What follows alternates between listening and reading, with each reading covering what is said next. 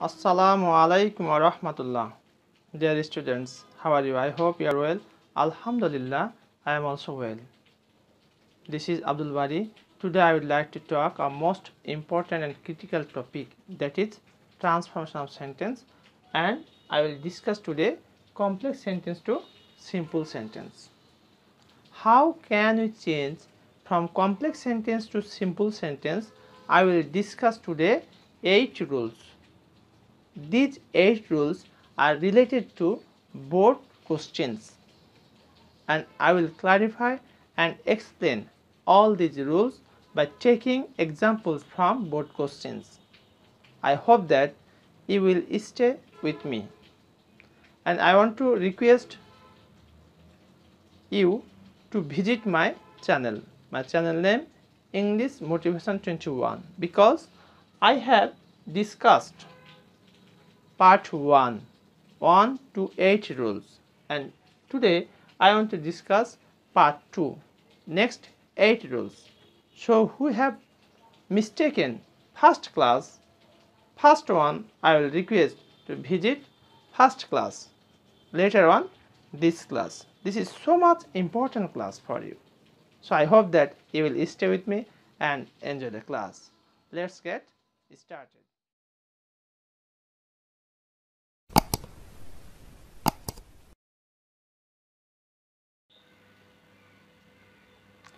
Complex sentence to simple sentence, এখন আমরা part 2 নিয়ে কথা বলবো।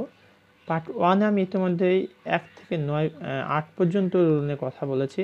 প্রিয় শিক্ষার্থী, যারা তোমরা এখন আমার 1 থেকে 8 পর্যন্ত যে পার্ট 1 মৌলিক গুরুত্বপূর্ণ রুল নিয়ে কথা বলছি, যারা দেখো নাই, আমার ডেসক্রিপশন বক্সে যে চ্যানেল লিঙ্ক দেওয়া আছে সেখানে গিয়ে তোমরা সরাসরি পেয়ে যাবে, অথবা এই ভিডিও ওপেন করলে তোমরা সেখান থেকে লিঙ্ক পেয়ে যাবে, সরাসরি তোমাকে নিয়ে যাবে সেখানে। আমরা এখন দেখব 9 থেকে 16 পর্যন্ত রুল পার্ট 2 এ, যে রুলগুলো অধিক গুরুত্বপূর্ণ এবং বোর্ড প্রশ্নের সাথে মিল রয়েছে, এবং তোমরা দেখলে তোমাদের কমপ্লেক্স থেকে সিম্পল সেন্টেন্স করা অনেক সহজ হয়ে যাবে। চলো আমরা শুরু করি।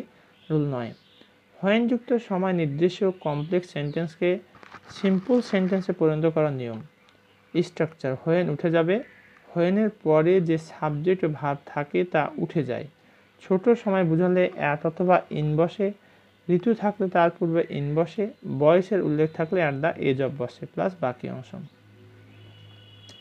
তাহলে হোয়েন ইট ইজ উইন্টার, যখন এটা শীতকাল, পিপুল সাফার ফ্রম ডিজিজেস, জনগণ বিভিন্ন রোগে ভোগে। ইন উইন্টার, এই উইন্টারটা হচ্ছে তোমার ঋতু, যার কারণে ইন বসানো হয়েছে, যেখানে দেখো। পিপুল সাফার ফ্রম ডিজিজেস, বাকি যে অংশটা ছিল সেটা ঠিকই আছে, শুধুমাত্র এখানে কি করা হয়েছে, হোয়েন উঠে গেছে, যে হোয়েন উঠে যায়। হোয়েনের পরে যে সাবজেক্টে ভার্ব থাকে তা উঠে যায়, এখানে সাবজেক্টের ভার্ব উঠাই দিতে বলছে, ইট ইজ উঠাই দিলাম, তাহলে হোয়েন থেকে ইজ পর্যন্ত উঠে গেল। এরপর ছোট সময় বোঝালে অ্যাট অথবা ইন বসে, ঋতু থাকলে তার পূর্বে ইন বসে, এটা হচ্ছে ঋতু উইন্টার, যার কারণে তার পূর্বে কি বসাইছে, ইন। বয়স উল্লেখ থাকলে অ্যাট দ্য এজ অফ বসে, এখানে বয়স বোঝাচ্ছে না, যার কারণে এটা বসায়নি। এ হচ্ছে আমাদের রুল 9। পরবর্তী উদাহরণটা দেখো, যে ইট ওয়াজ 1971 when বাংলাদেশ অ্যাচিভড ইন্ডিপেন্ডেন্স। এটা ছিল 1971 সাল, যখন বাংলাদেশ স্বাধীন হয়েছিল। তাহলে এখানে আমাকে কী করতে হবে, সালে ইট ওয়াজ উঠিয়ে দিতে হবে। There in 1971 Bangladesh achieved independence, এখানে হোয়েনটা পরে আছে, তাহলে বাংলাদেশ অ্যাচিভ ইন্ডিপেন্ডেন্স, দেখো হোয়েন উঠে গেছে আর সময়ের পূর্বে ইন বসেছে। তবে হোয়েন দ্বারা কোনো সময় না বুঝিয়ে কোনো কাজ চলা বোঝালে, হোয়েন দ্বারা কোনো সময় না বুঝিয়ে যদি কাজ চলা বোঝায়, তাহলে আমরা কিভাবে করব, তখন আমাকে যেটা করতে হবে, at the time of, when যুক্ত অংশের মূল ক্রিয়াটি প্লাস বাকি ক্লজটি বসে। যেমন হোয়েন ইট ওয়াজ রেনিং, যখন বৃষ্টি হচ্ছিল, এটা একটা কাজ হচ্ছিল। হি ফেল্ট হ্যাপি, সে বেশ আনন্দ উপভোগ করলো। তাহলে এখানে কাজ চলছে এই বোঝানোর কারণে সময় মিন করা হয়েছে। At the time of raining he felt happy.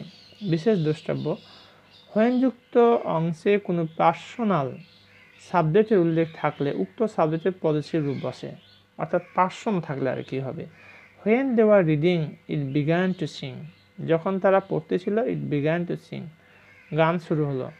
At the time of their reading, কি বলেছে, হোয়েনযুক্ত অংশে কোনো পার্সোনাল সাবজেক্টের উল্লেখ থাকলে উক্ত সাবজেক্টের পজিটিভ, এখানে পার্সন, যেটা হচ্ছে পার্সন, যার কারণে এখানে দেয়ার হয়ে গেছে, পজিটিভভাবে বলেছে। At the time of their reading it began to Singh.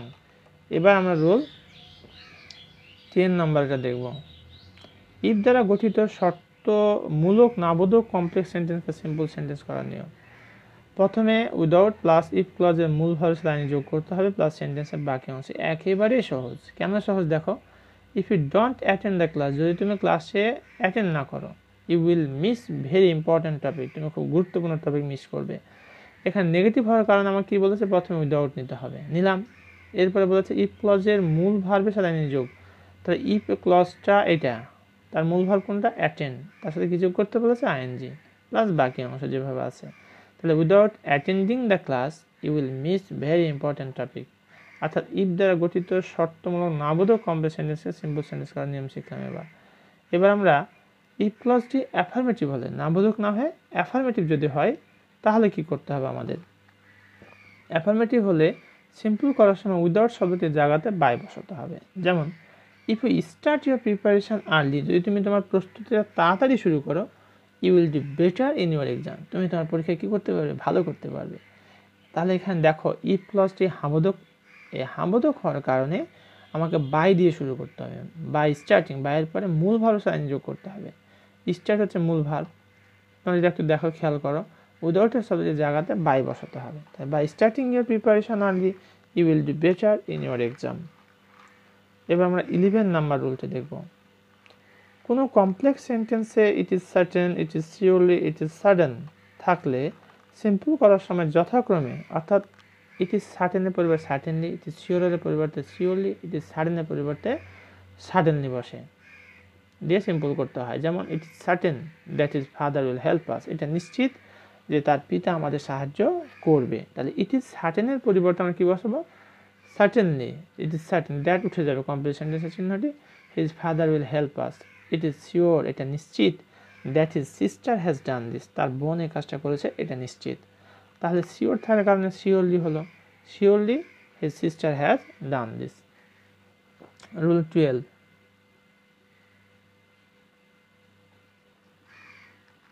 After oblique before oblique till oblique until যুক্ত কমপ্লেক্স সেন্টেন্সে সিম্পল সেন্টেন্স করার নিয়ম। অর্থাৎ এগুলো যদি থাকে কমপ্লেক্স সেন্টেন্সে, তাহলে সিম্পল করার কী নিয়ম, principal clause plus after before till until plus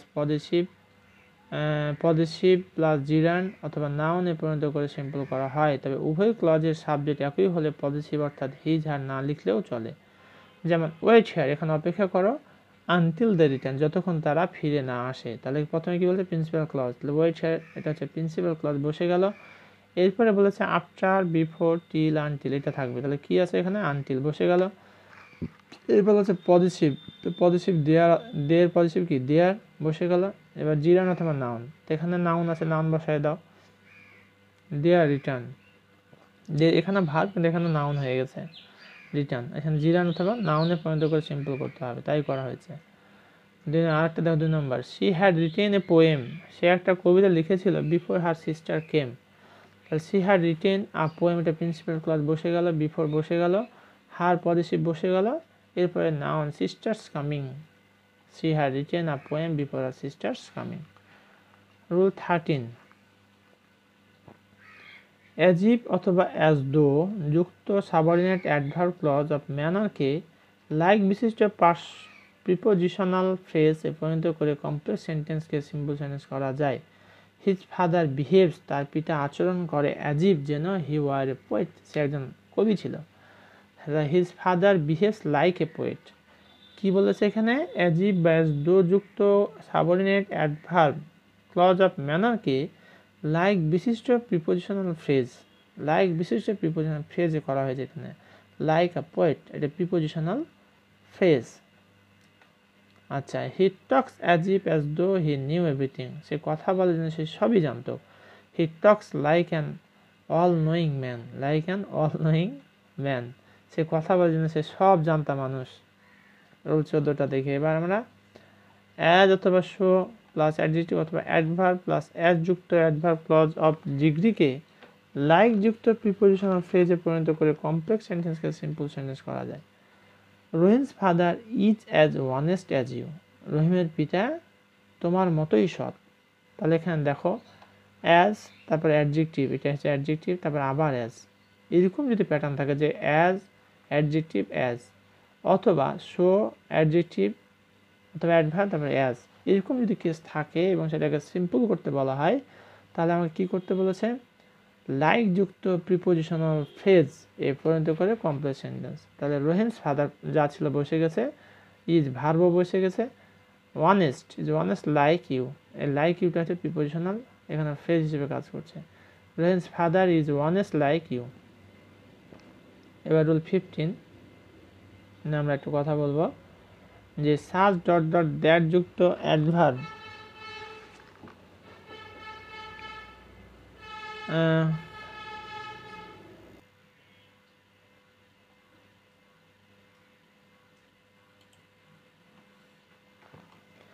সাজ ডট ডট দ্যাট যুক্ত অ্যাডভার্ব ক্লজকে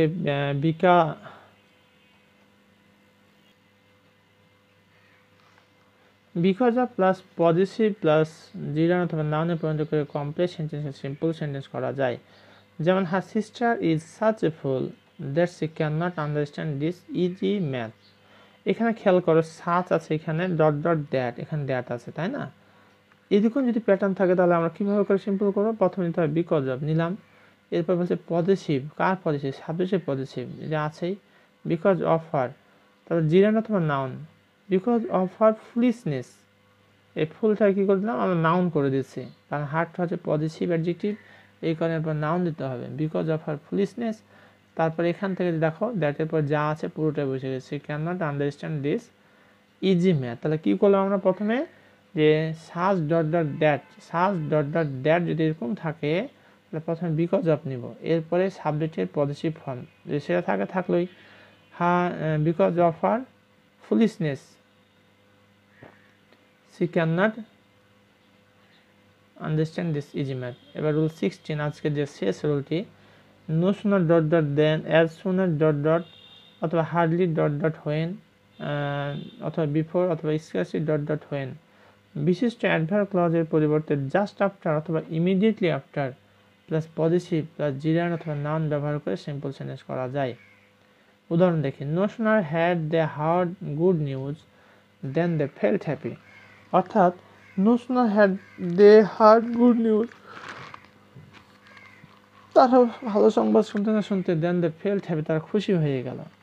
তাহলে এখানে কি বলছে, এটাকে যদি এখন আমরা সিম্পল সেন্টেন্স করি তাহলে জাস্ট আপনার নিতে বলছে, প্রথম নিলাম, এরপর বলছে যে পজিটিভ, তাহলে এখানে জাস্ট আফটার দে হচ্ছে সাবজেক্ট, তার পজিটিভ হচ্ছে দেয়ার, তারপর জিরান অথবা নাউন, তাহলে এখানে জিরান করা হয়েছে hearing, just after their hearing, তারপরে কি বলছে বাকি যা আছে বসে গেল। তাহলে এখানে কী করলাম, প্রথমে জাস্ট আফটার নিলাম, নেওয়ার পর দেয়ার পজিটিভ ফর্ম দেয়ার নিচে, এরপরে হার্ড থেকে হিয়ারিং করা হয়েছে, অর্থাৎ জিরান করা হয়েছে, just after hearing good news they felt happy. প্রিয় শিক্ষার্থী, এতক্ষণ পর্যন্ত আমি তোমাদের খুব মজার যে 9 থেকে 16 পর্যন্ত রুল নিয়ে কথা বললাম, আশা করি তোমরা বুঝতে পেরেছ। এরপর যদি কারো কোথাও সমস্যা হয় বুঝতে, তাহলে কমেন্ট করে আমাকে জানিয়ে দাও কোন রুলটি তোমাদের সমস্যা মনে হয়েছে বা বুঝতে সমস্যা হয়েছে। ইনশাআল্লাহ আমি তোমাদের সেই কমেন্টে উত্তর দেওয়ার চেষ্টা করবো ইনশাআল্লাহ। আর সবশেষে তোমাদের কাছে আমার একটা ছোট্ট request, please like comment, because তোমাদের একটি ছোট লাইক এবং কমেন্ট আমার কাছে অনেক অনেক গুণে বড়। তোমাদের লাইক কমেন্ট শেয়ার আমাকে অনেক অনেক বেশি অনুপ্রাণিত করে এবং পরবর্তী ভিডিওর আমি খোরাক অর্থাৎ উৎসাহ উদ্দীপনা পাই তোমাদের কাছ থেকে। তাই তোমাদেরকে রিকোয়েস্ট করো, প্লিজ লাইক কমেন্ট করে আমাকে আরও উৎসাহিত করবে পরবর্তী ভিডিও তৈরি করার জন্য। এবং যারা আমার চ্যানেলটি সাবস্ক্রাইব করেছে তাদেরকে অসংখ্য ধন্যবাদ, আর যারা এখনও করোনি প্লিজ সাবস্ক্রাইব মাই চ্যানেল। আর সাবস্ক্রাইব করার জন্য এখানে একটা সুন্দর ইনস্ট্রাকশন আমি দিয়ে রেখেছি, জাস্ট ফলো দিস ইনস্ট্রাকশন। ইউটিউবে গিয়ে সার্চ অপশানে গিয়ে লিখতে হবে ইংলিশ মোটিভেশন 21। খেয়াল রাখতে হবে মোটিভেশন ও 21-এর মাঝে কোনো স্পেস হবে না। এরপরে তখন দেখতে পাবে এরকম সাবস্ক্রাইব বাটন, দেন সাবস্ক্রাইব। এরপরে বেল আইকন বাটন দেখতে পাবে এরকম, প্রেস ইট। এই বেল আইকন বাটনে প্রেস করলে কি হবে, আমরা যখনই ভিডিও আপলোড করার সাথে সাথেই তোমরা নোটিফিকেশান পেয়ে যাবে, অর্থাৎ খুব অনায়াসেই বাসায় বসে বসে সেই ক্লাসগুলি করতে পারবে। তোমরা কোন ধরনের ক্লাস পেতে চাও সেগুলি কমেন্ট করে জানিয়ে দাও, ইনশাল্লাহ আমি তোমাদেরকে সেগুলোই ভিডিও পরবর্তী সময় দেওয়ার চেষ্টা করব। আজকে এই পর্যন্তই। সবাই সুস্থ থাকো, ভালো থাকো। আসসালামু আলাইকুম ওয়া রাহমাতুল্লাহ।